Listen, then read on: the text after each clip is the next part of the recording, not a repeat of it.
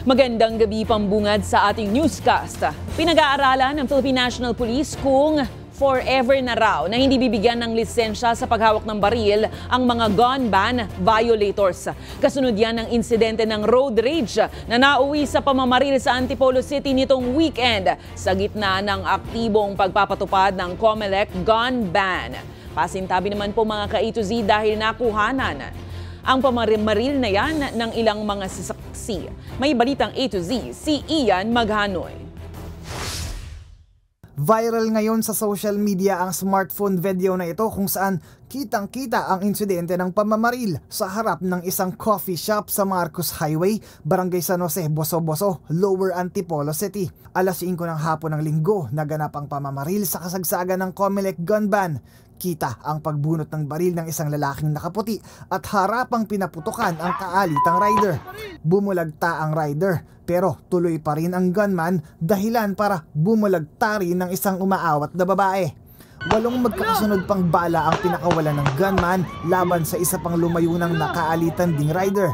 Agad namang binuhat ang babae ng gunman para isakay sa itim na SUV. Matapos nito'y nagmadali nang umalis ang gunman sakay ng SUV at iniwang nakahandusay ang rider. Agad naman siyang nadakip sa Barangay Molino checkpoint kasunod ng isang car chase ng PNP. Sa naunang kuha ng road rage, makikitang pinagtutulungan munang bugbugin ng dalawang rider ang gunman bago ang pamamaril.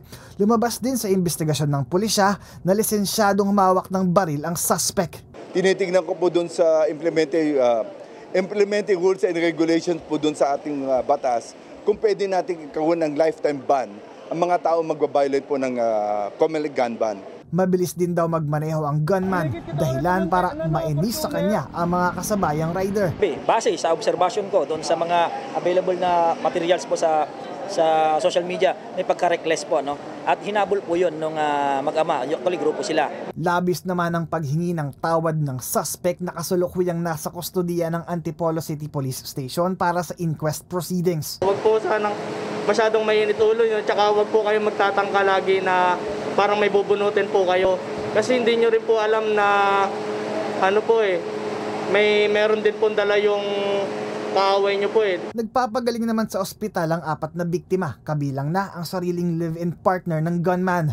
Ginawara naman ng medalya ang 8 Antipolo City Police bunsod ng kanilang agarang pagkakadakip sa suspect. Maliban sa kasong 3 to 4 counts of frustrated murder, nahaharap din ang gunman sa paglabag sa Omnibus Election Code. Hindi po ako tatakas.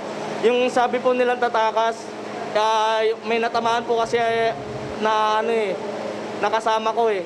Kaya gusto ko po siyang isugod muna sa hospital. Tapos doon na po talaga ako susuko. Sa road rage talaga, it's a burst of emotions na mali ang reaksyon. Sa ngayon, mas paiigtingin raw ng Philippine National Police ang pagpapatupad ng COMELEC gun ban sa pamamagitan ng pagdaragdag ng mga tataong highway patrol group bilang panghabol sa mga tumatakas sa COMELEC checkpoints na tulad nito. Pero higit sa law enforcement, mas kailangan raw ng mga motorista na pairalin ang pagpapalamig ng ulo upang makaiwas sa road rage na may posibilidad na mauwi sa barilan. Laging tandaan, maiiwasan lang ang bangayan sa daanan sa pamamagitan ng paalalang may mga pamilya tayong naghihintay na makauwi tayo ng ligtas sa ating mga tahanan. Para sa Balitang A to Z, Ian Maghanoy. Samantala, kapapasok lang na balita, pumanaw na ang isa sa mga biktima sa pamamaril sa Rizal Road Rage. Ang lalaking nasawi ay ang rider na tinamaan ng bala sa ulo ng nakaalitang motorista. Ang kumpirmasyon na yan galing kay Police Lieutenant Colonel Ryan Lopez Mangongdo, ang hepe ng Antipolo City Police Station.